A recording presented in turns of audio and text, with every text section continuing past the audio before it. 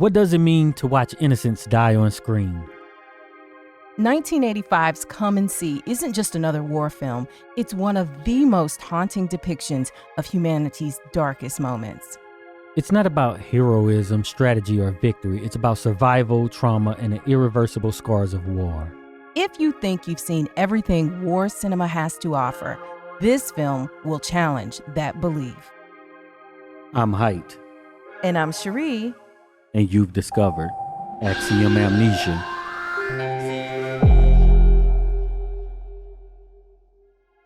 We want to thank all of the supporters who helped to make this video possible. If you want your name to appear alongside these contributors, make a one-time donation via Cash App, or you can head on over to patreon.com/axiomamnesia to enjoy all of the benefits of becoming a monthly subscriber. The executive producer of this video is Red Cloud, who requested this film through Axiom Amnesia's Deep Dive on Demand program that we'll tell you more about later. There will be spoilers, so if you don't want this spoiled, you need to go ahead and watch the film and come back. Yeah. And, I just want to say, with the shout out to Red Cloud actually had us to review the film Schindler's List, which is also up on this channel. And I know a lot of you haven't had a chance to see it, so we'll link that in the description so you can watch that film too. The video on the film, because this film, it's kind of in the same vein. It also is about the atrocities happening in World War II as well. So when we get into the background information of the film, first thing you got to know is that it is in Russian. And if you're if you're only English speaking, then you're going to need to watch it with subtitles. It's about 2.5 or so hours long, right? And so it was directed by Elem Klimov. Excuse my pronunciation of all of the names here because they are just not familiar to my English tongue, unfortunately. But he was, he directed the film in the USSR, but he was banned for years due to the raw depiction of Nazi atrocities. And the title, Come and See, actually comes from the book of Revelations in the Bible, an apocalyptic call to witness the devastation that is happening. And then the movie is also known for its use of natural light and non-professional actors and extreme realism. And the lead actor, Alexei Kravchenko, he was on Kravchenko. Yeah, okay. He was only 14 years old, yet he visibly aged during the production of the film due to stress. And you can actually, because he looked like it was like makeup and stuff. I thought, but like, I don't know, even just to me, he did look visibly aged, but I wasn't thinking it was the greatness of the makeup. I mean, this was 1985. So, I mean, they still had age progression and stuff to make you look, ragged. Yeah, Miss Jane Austen, not Jane Austen. Miss Jane Pittman. Miss Jane Pittman, right? Yes. That story where, around the same time. So, and then the last thing about it as background is that it is regarded as one of the most powerful anti-war films that were ever made, and was often compared to documentaries in its actual realness in the depiction in the film. So with the cast, we have the main character, who is this 14-year-old boy who, as we mentioned, is played by Alexei say it again. Kravchenko. Kravchenko. I might be saying it wrong. He may be saying it wrong. And he plays the character Flora. Fliora. Like I can hardly say that. It's with my American tongue. Yes. So Fliora. And then along the way, he meets a young, kind of deranged young lady who is in his same age range. And her name is Glasha. And she's played by Olga Mironova. Oh my gosh. Y'all, I'm struggling with these names. And then Koshech is played by Leombomiras Lashevicius. Okay, and I'm so sorry, but that's the best that we can do. So let's get to a summary of the film so we can really talk about the themes at play. For those of you who just needed a serious background, okay, so it's taking place during World War II. And if you know the big thing in the World War II, a lot of the world was, in the West, was fighting the Nazis, the Germans in World War II. And we all know about the atrocities that took place in World War II, especially with the Holocaust of Jewish people. And so that's why it's a lot like Schindler's List that we covered and that you can watch in that link in the description.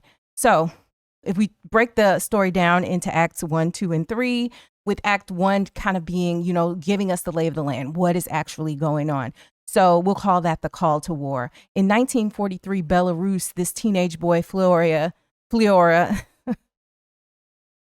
digs up a rifle to join the Soviet partisans against the Nazi occupation, despite warnings from his village elder. And so the partisans are actually, you look this up. Yeah, I think the partisans were Jewish. Right. Yeah. And did the partisan mean that they were fighters?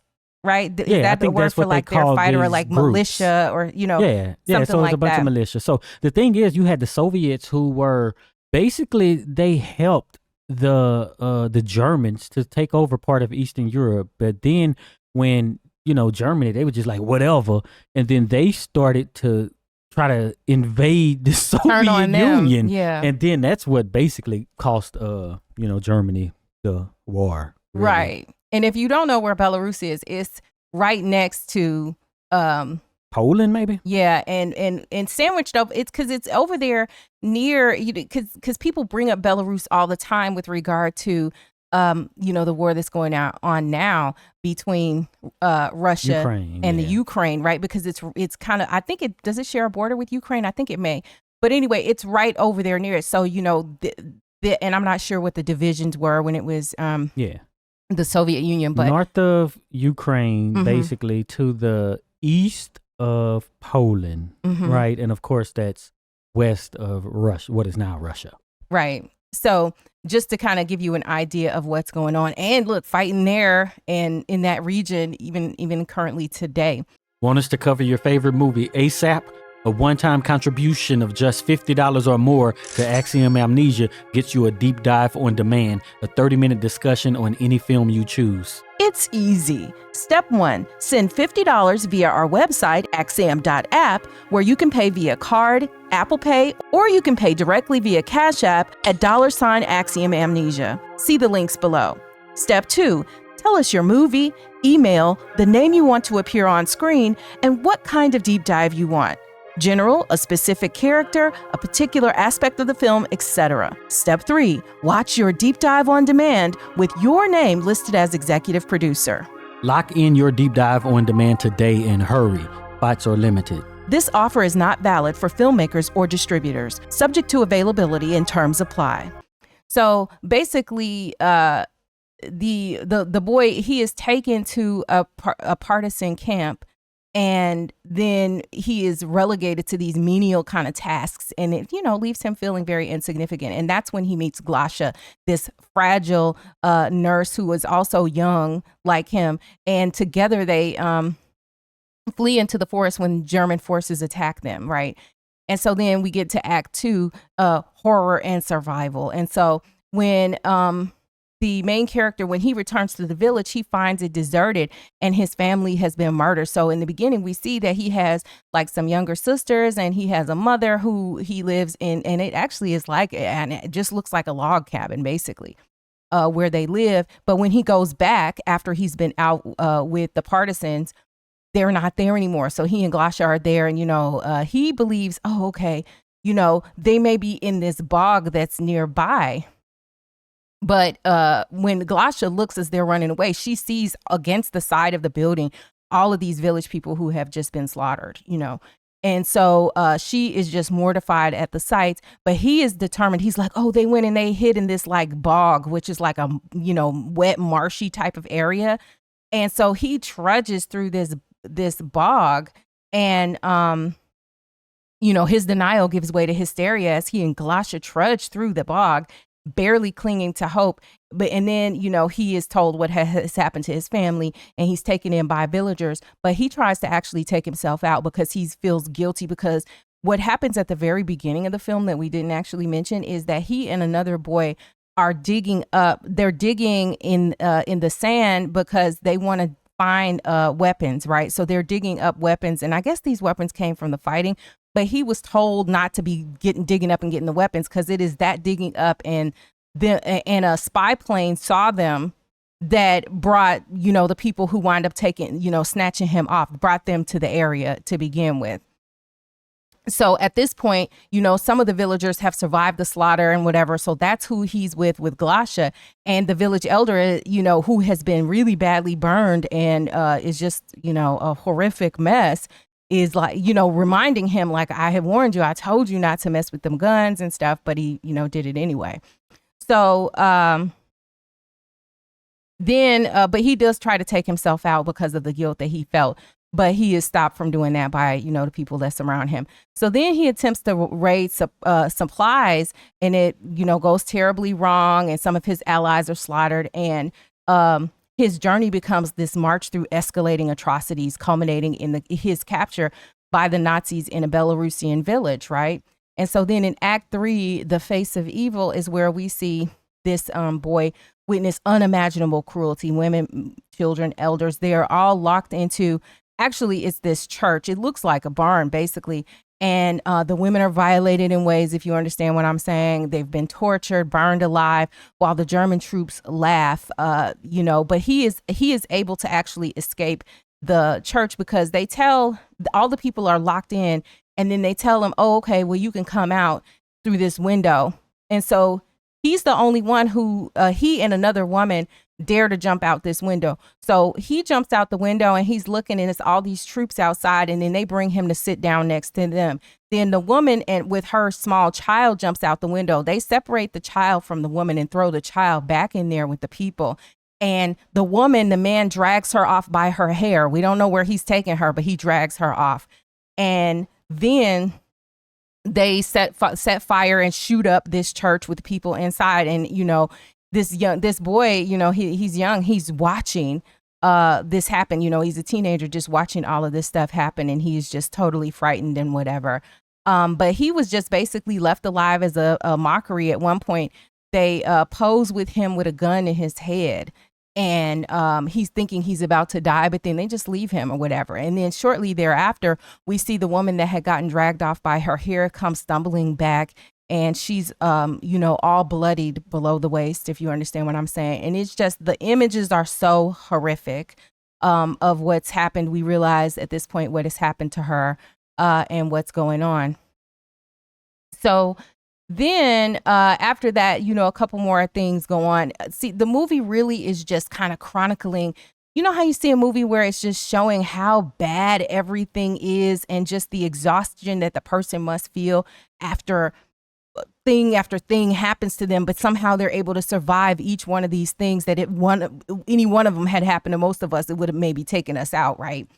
So then after that, he stumbles upon the partisans who have captured the perpetrators, so they fought them or whatever, and then they captured some of the people who had just burned up all those villagers. And then they're trying to decide what to do with them, and the people are begging for their lives and so on and so forth. And they just are like, okay, we're about to set you on fire. They put the gasoline on them, but then they just they don't even have the patience for that. And they just shoot them up, right? And they kill them. And then finally, as the film is coming to a close, we see him. There's this boy who is looking in a puddle at this picture of Hitler. And then he sees the picture, and then he starts emptying his rifle into the picture, because he's just, like, he sees Hitler as obviously the source of all that has happened, all of these atrocities and whatever. And as he's shooting the picture, every time he shoots it, it's like you see reverse images of the actual images of war and images of the rise of the Nazis and all that stuff, right? And then he'll shoot again, and then it'll just like rewind, and it's rewinding Hitler's life to the point he finally encounters this portrait of Hitler and his mother, like where Hitler is a baby. So it's all of this archival footage of Hitler's rise and reverse, and then it ends with this dictator as a baby. And he finally stops shooting when he sees that, Hitler is a baby at this point. And, when it stopped at that moment, I was thinking to myself, like, well, you also got to shoot Like if I always think about what, like somebody from the future is coming back in time because, just like the Terminator, they got to get rid of the enemy before they ever get the chance to rise. But he stops when he's a baby because he seems innocent and all of that. But if you know all that this person will become in the future, like the baby might have to go too. But, that's more for our discussion. But anyway, so he stops when he sees the picture of Hitler and his mother as he's kind of reversed it or whatever. As he's shooting this portrait. And then he stops shooting and he catches back up to his comrades, the partisans, and they walk off, their unit walks off and they're going on to continue the fight. And that's how the movie ends. And then it tells us that, almost 500 and something, like 586, some large number of Belarusian villages were hit and pillaged as part of this, and people, were murdered, and it just was absolutely horrible. So that's what happened in the movie as kind of the short version of what went on. So what were your first impressions? First off, had you ever seen the film? Because I hadn't. I never heard of it. Yeah, and I had never heard of it either. And I was surprised when we did research to see that, it's well known and, all of that stuff. Yeah, but it's sort of like once you get into an area, right? So like, even with the history, I tend to gravitate or watch things that are to the portion of history that I'm into, right? Yeah. So certain people know more about certain things, and I'm just so much more into the American line, right? Mm-hmm. Versus basically like the history of, those world wars and how Europe was shaped in the last century. Right. It's kind of what that's about, right? So you could spend your time in the global affairs of the world history, or more of the domestic things, right? So, and also the time, right? What time in history are we talking about? For me, I feel like I wouldn't call myself an expert at the U.S. Civil War and its aftermath, like in Reconstruction, but I'm really drawn to that period of time in American history.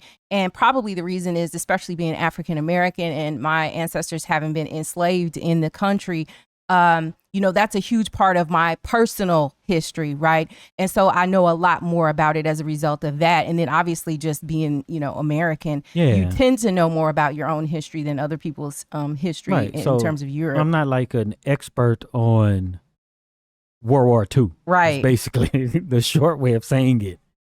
But, I know like some of the basics. You have the basically the capitalist bloc or the West bloc versus the Eastern bloc, communist bloc, and those sorts of things, right? And how those sort of things were shaped. Right. But I am starting to, in the more recent years, I have paid more attention. I've, kind of studied a little bit more about the world wars and what started them, and a lot of the stuff that was going on during the 20th century, the earlier part of the 20th century, because the part of the 20th century that I was alive for, I feel like the 80s to the 2000s, and beyond, I feel pretty confident in my knowledge of understanding of history. But, prior to that and before I was born and stuff, then, it's obviously a little bit less, it's less solid in my mind and my understanding. So did you think this was a good film? Yeah, but not at first. Well, at first watching it, first you got the subtitles. Mm-hmm. I'm privileged in that way, right? As being from America, the movies are just in English, and why I got to read stuff? Mm-hmm. Because also it's hard to read and watch at the same time, to see the visuals and read along and not miss anything. So then you have the cultural divide with it, and it starts slow to me, right? Like I like the beginning, but after a while, like when he meets Glasha and stuff, it's kind of like, come on, let's get to it. Yeah, there were aspects of the film that were kind of artsy. One positive thing about it, in the beginning, you did have to read a lot more to kind of get the lay of the land and understand what was going on. But then there are parts where there's like no dialogue, like long parts with no dialogue, which I felt relieved for, because then I could see what was on the screen. Because I did have I'm not in practice of watching movies with subtitles. People who practice that, they probably are a lot better at it than I am. But like you said, pointing out that privilege of most of the films, of 99.9% of the films I've ever seen are in English. But you have to also know something about the history of that place and what we're looking at. Right, because this was created for a Russian audience, you know, or people who speak Russian or from that region. I don't like to like read the summaries and stuff ahead of time. Yeah. Right? Yeah. I just want to watch it and then be like, oh, okay.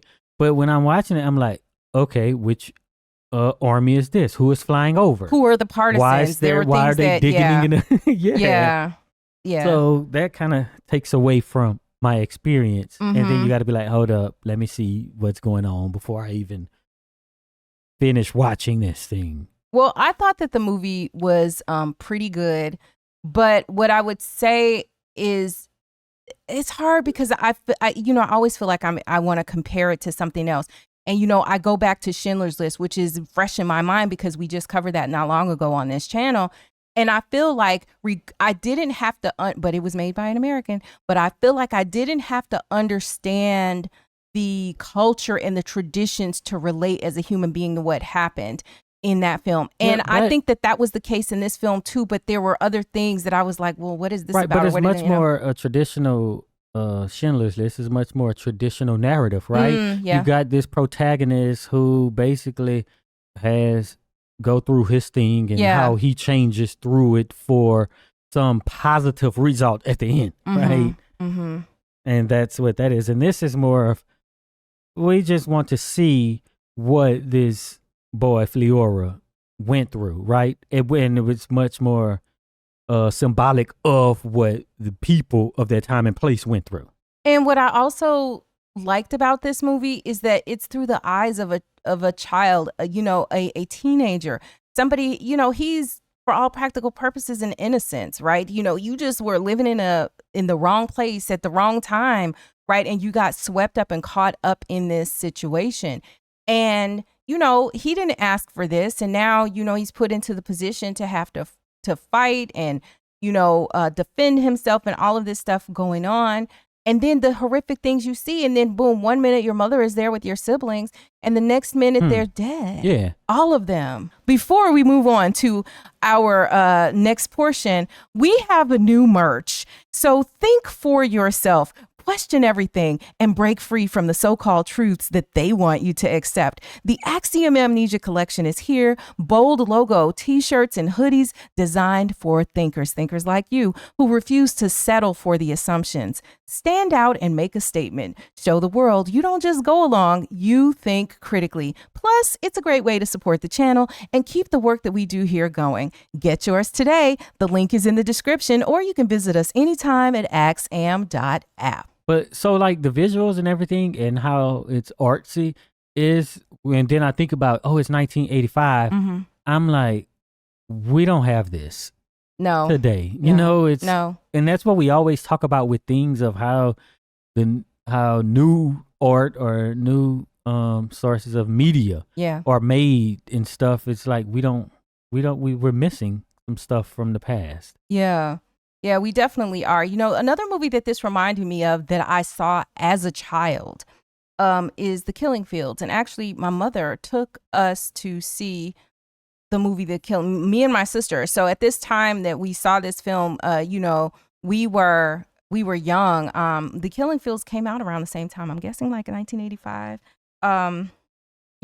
The Killing Fields came out in 1984. And it's about this regime that's in Cambodia and the experiences of two journalists during that time. And it actually, I think it won Best Picture that year.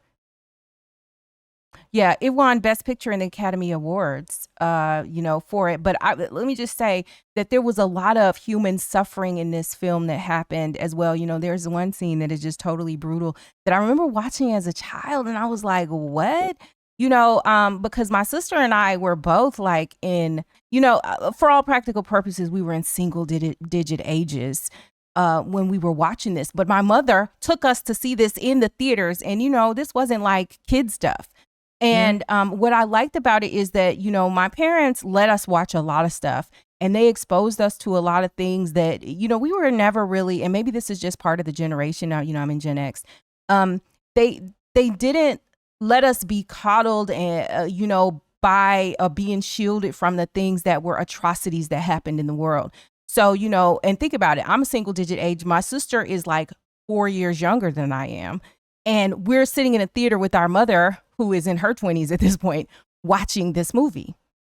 And there's a scene where a man has been starving, and then he comes upon a cow in a field, and he's so hungry that he slits part of the cow's belly and just drinks the blood out of the cow, just like that.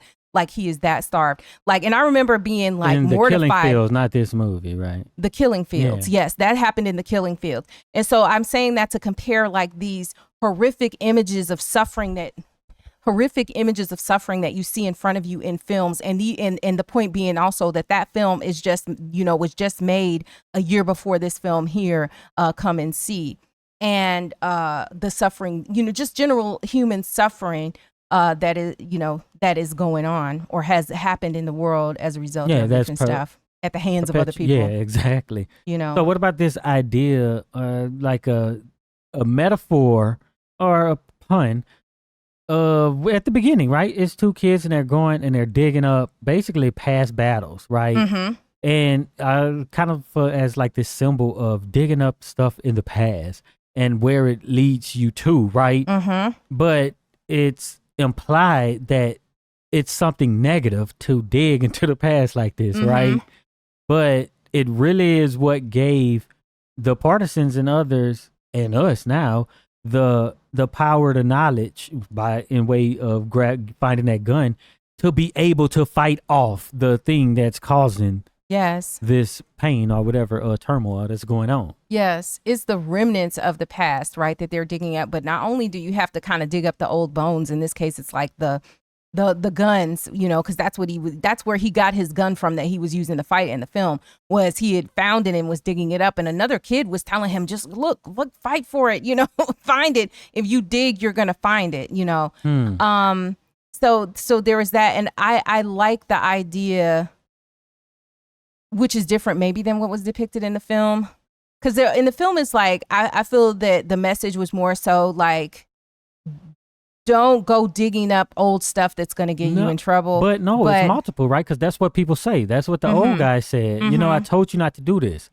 But what happened in the end, they did find the folks who committed that atrocity too, right? Yeah. Because they were able to arm themselves. And how we can arm ourselves with what we know from the past, with even watching films like this, we know, and studying, you know, parts of history of how things happened, so Tactics.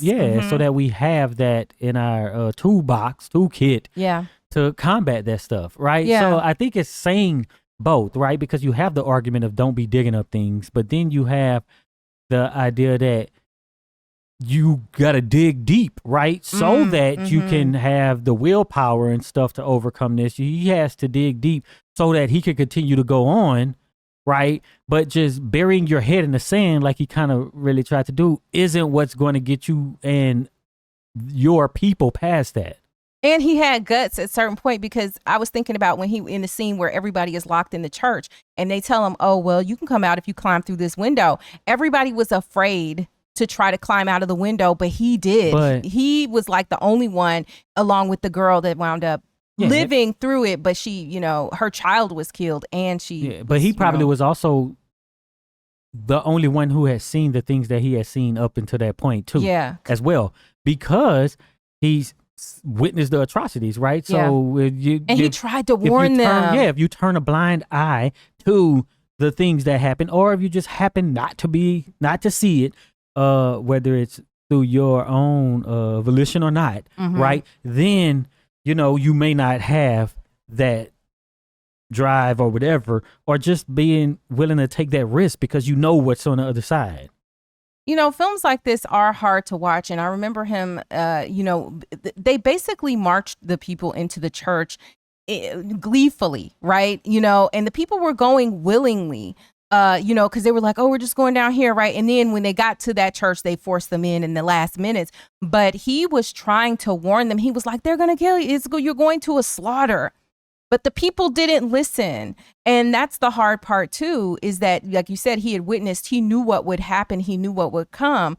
And, the people, they went into the slaughterhouse willingly because they didn't know what was coming. And you don't listen to the kids too. Yeah. So, but you also have basically these forces, right? The force that get you to capitulate, right? Hey, we say do this, you do it, or else. But the or else is already set up. Anyway, that's going to be the end result. And then we get, so we talked about like the perspective in the film. Most of the war films are given from the perspective of, either the people who were on one side of the war, all adult perspectives, right? And this is from the perspective of a child, a young adult, a teenager. His confusion about what's going on, it's palpable. You see the confusion. You're mortified by the images that are in front of you in the way anyone would be, but even more so like putting yourself into his shoes as a child and seeing this stuff. And so, another question that I think is good for investigation is, what role does innocence play in Fliora's arc? Like, it's his character arc, does he become less innocent toward the end? And I think yes. I think at the beginning he didn't even have a clue as to what he would be undigging, unearthing, and what would be happening to him. But you can't be so-called innocent, right? Because I think that represents basically this ignorance, right? Like where you don't know what's going on, right? So for him somehow getting involved and being in where he was, then he had more knowledge than some of the people who were led to the slaughter in the same way. Right? Yeah, to be with the partisans or like the militia, because he got to see what they were doing, because they were off in the woods while the people were in the villages, just, living life in the village and kind of being scared, not knowing what's next. He was at least kind of hanging with the fighting force from the point that he got conscripted or whatever. Yeah. And so another thing is like the forest. The forest was almost like a character in and of itself in the film too, because at different times in the movie, the forest was where where he found Glasha, the girl, and she was crying in the forest about, how she wound up there. He was crying because initially he was left behind by the fight, by the partisans. They went to fight a battle and they left him behind. But the people they left behind were like the ones you pointed out, because I was like, why did they leave him? You were like, well, the ones that were considered maybe unfit, right? The old people, somebody who's too old, somebody, and he was young. Yeah. And so they left him behind. But he, in the forest is where he finds this, crazy girl, because she was, Well, that's how a lot of those warfare was fought back then, right? In those different times, right? Where it was a lot of, woodland forest fighting. So I just think that's just kind of the terrain of those areas.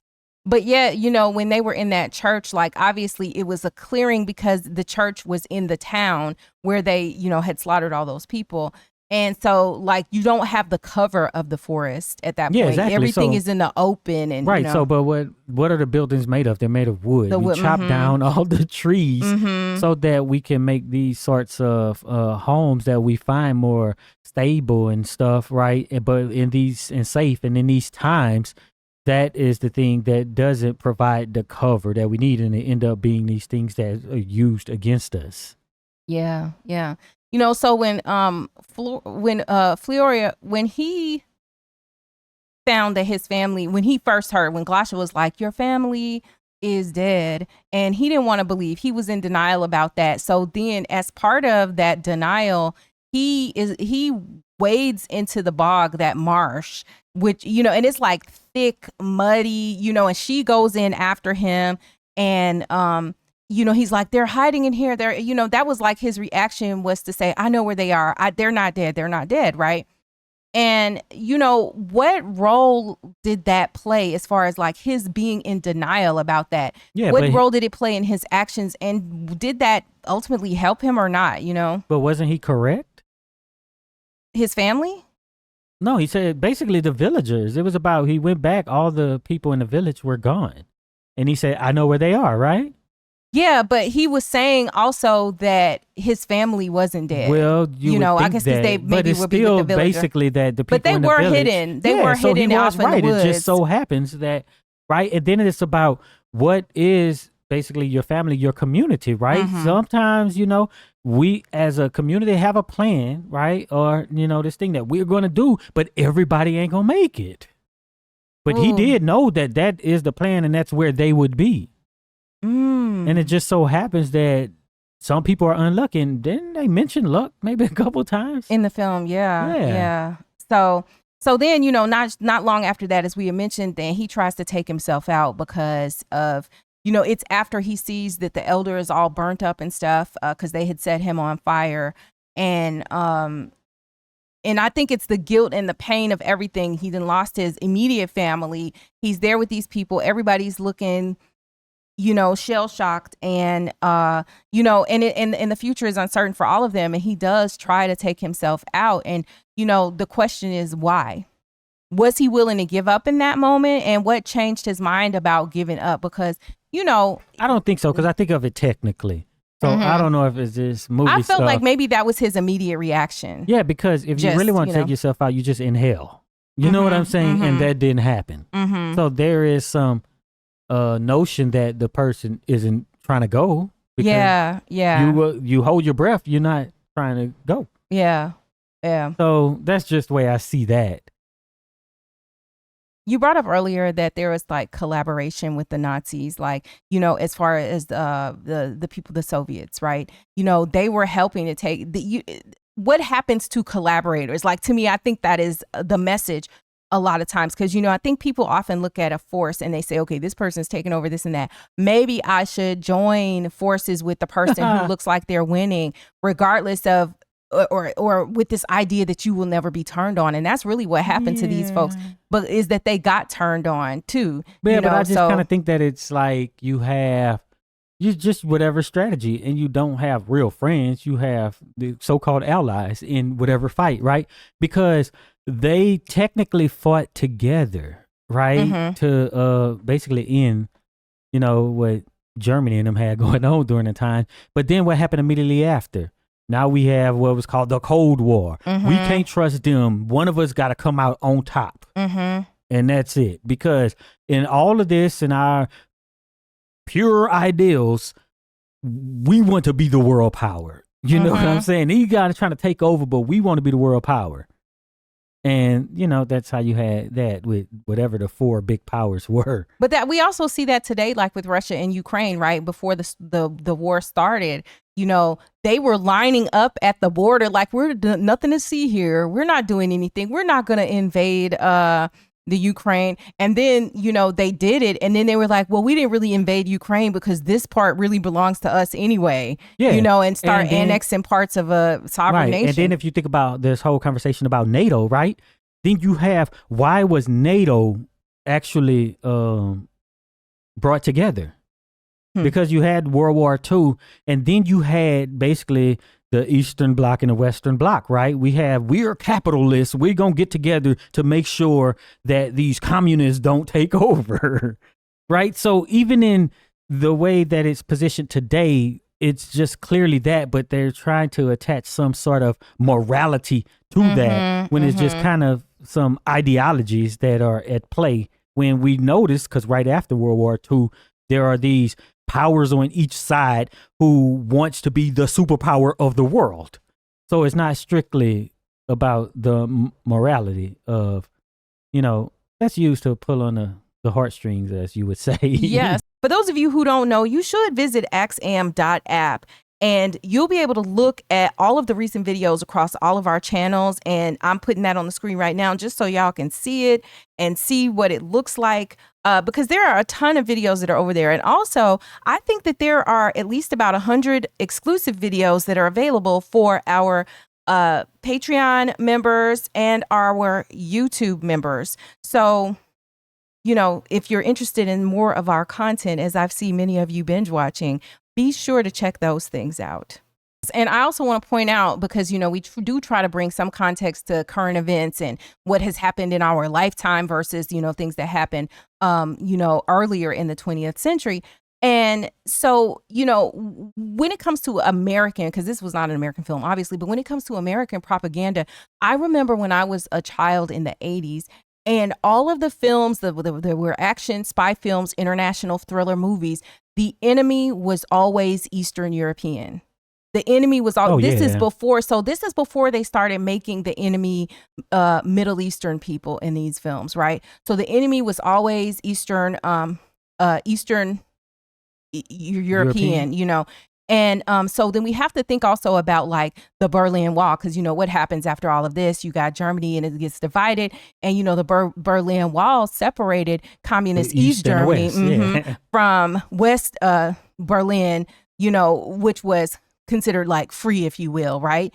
And Yeah. that wall didn't come down. That wall came down in my lifetime. That wall came down in November of 1989. And, you know, that's when Germany was reunified at that point. Right. Well, you had Berlin that was split, and you had Germany that was split. But look at the irony, right? Hey, we're fighting because these cats are trying to take over all these places, and then now we got control of all these places and even part of Germany as our own. So, you know, so that just to kind of put that into context and, you know, and when you look at the propaganda of who's the enemy, who's not the enemy, you know, and oftentimes when you look at the enemy, it's simply based on who has an ideology similar or not, or dissimilar from your own. It doesn't actually mean that the person is any worse or better than you, you know, because all of these countries and regimes are doing stuff that's wild. You know, they all are doing stuff that's wild. But, you know, depending on where you're from, you're going to get more of the enemy being over there. That's what we're supposed to be learning from these things, is that when you see it happening where you are, then we have all these examples that we could go back and look at and be like, look, this is happening. This is what's next. This is how it goes down every time that you've been shown along the way. Right. And especially when you look at the rise of what happened in Germany and how you wind up with all that went on in World War II. Yeah. And the writing was on the wall. Right. It's on the wall today, too. Yeah, when you have regimes who are like, okay, we want to make sure that the media is saying what the state wants them to say. We want to silence these voices, right? We want to create this enemy, right? And we want everybody to rise up against this enemy. And then we start deploying our troops all over into these places where there will be opposition.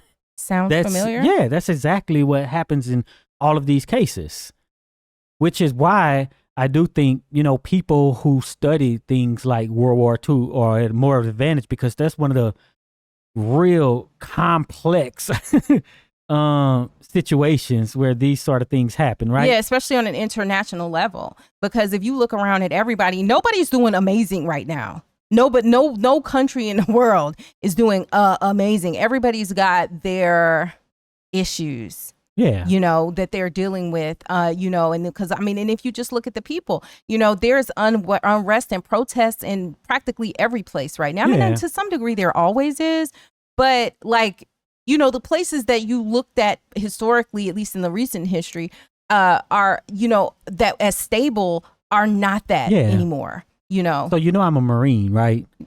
A lot of people may not know that. So I'm a Marine, and there's this really good movie that came out in 2005 called Jarhead. And at the end of the movie, you know, the guy is just like, yo, you know what? I never even fired my rifle. Right? And then they just start shooting. That's what happened in this film.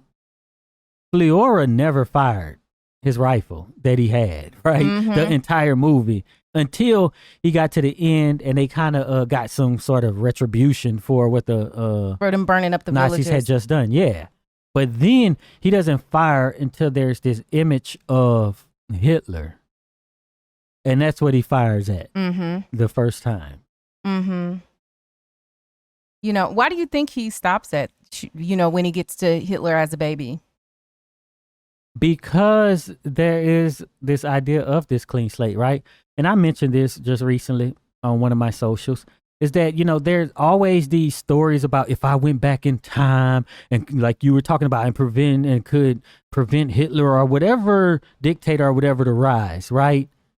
Then I would do it, right? But then when something actually happens, you see people who don't take that stance. They like, no, this holds no place. So if you go back, then you should not do anything to Hitler because you shouldn't use that sort of a tactic. And I think once he see that, he still recognizes that he's a child, even though he looks like an old man us. He sees himself as a child, and how Hitler was once that child who wasn't corrupted by the world, really, because you don't just jump up, even at, let's say I'm like 24, then all of a sudden I take this radical turn out of nowhere. It's that the world and your environment and all this brought you to this thing. And then it's on the judgment of just the individual and what they think about that further. But I just think that, yeah, it's just, some people are worse than others. So, and it so also makes equal. you think about and explore the idea of whether evil is evil from the beginning or whether evil is something that is developed out of these human experiences and indoctrinations and, was the baby innocent? Yeah, but it's also that you can't change the past either. No matter what he done, no matter what, all this stuff we just watched happened. Everything in history that led it to this point has happened. So basically, further so-called corrupting yourself doesn't change the present condition, or may not even change the future in a sense. But it sullies you, right? It puts smut on your rep, if you will. You know what I'm saying? And it could turn you into that thing. And I was going to say, like, the final thing that we should talk about is whether the film offered some level of catharsis, because we do see him kind of shooting up the picture, and in the moment it makes him feel better, and he does stop when he sees the baby Hitler picture. But was that enough of a catharsis? Did we get a chance to purge our emotions that are so running high and how we feel at this point in the film? Do we get that release that he gets? No, was it enough? He didn't get released either, right? Because, all right, what they gave us was he's shooting, and then they showing us all this crazy stuff. You know what I'm saying? Like, that doesn't make it better. We're digging back into the past, and then we see it, but we have to sit with it. We cannot act like it didn't happen, like some people are trying to do right now, where they're like, only say the positive things about the history of my country. Don't talk about these things. Only talk about talk positively about the people who were wrong in the past in my country. Right? So that's what we can't change. You know what I'm saying? But that is what folks want to change. The history is just the history. Would it mean something different if he had shot up the picture of Hitler and his mother? No, because it would have ended the same way he ended. He'd go catch up with his squad and march off. Right? Yeah. You must go on. Well, like, to me, I feel like what it would mean differently is that he was willing to get to the root. You know what I'm saying? Versus he's going to stop, which means that once, like, okay, let's say he rewound everything that happened. But if you don't stop it at the root, then he's still going to develop. Nothing changed about what, the sequence of events. Is just like you just took the old VHS tape and you rewound it to the beginning of the movie. The movie is still going to play the same. But if you destroyed the tape, it can't play the same anymore. So I felt like if he had shot up that picture of Hitler and his mama, even though it might have seemed like it was a cruel thing to do because this is a quote unquote innocent baby. If you know what is to come, back to my, idea, an analogy of how, in the time traveler comes from the future to go back to destroy this person as a child, and then that question, even especially because I've heard that question about Hitler, right? If there was time travel, could you go back in time and, take him out as a baby, as a kid, before he gets the chance to do all that he does? Then I think it would be saying something different about the character, which is that I'm going to get to the root. If I see, I'm snuffing it out where I see it, versus just, I needed to feel better in the moment. And so I did. But the war wasn't even over. Yeah. So he just got to march off and go fight what actually is in front of him. Yeah. You can't fight the past.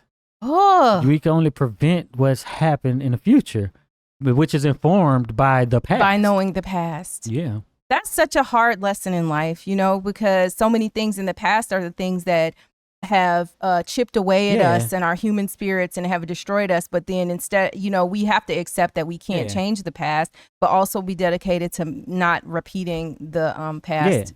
But it shouldn't have to happen to you for you to recognize and want to do something, right? Yeah, I think that's a huge important thing. But because the villagers were basically like, if you don't go do nothing, then we'll be all right, right here, but that's not how not it true. worked. Yeah. Yeah, that's not true. So yeah, I mean, it's a lot to sit with this It's a lot, movie, yeah. but I think that it's important that we continue to face things. And, you know, I just have to say it. The one thing that I really question is when you look at the atrocities that took place in World War II, you know, to innocent people who did not deserve what happened to them. Yeah. How could today the things be happening at the hands of, you know, the descendants of, you know, these people? How could that be happening today? How is the world just standing idly by while we see the same thing being done and Being perpetrated on repeated, and repeated, but just a different group of people? And especially if you were, you know, just generations removed, some people are still alive today that were there when the atrocities happened in World War II. How is it that if this was your grandmother, if this was your parent, whoever, that you can't just on a human level relate to the fact that just like your people were innocent, there are other innocent people that have nothing to do with the politics of these regimes.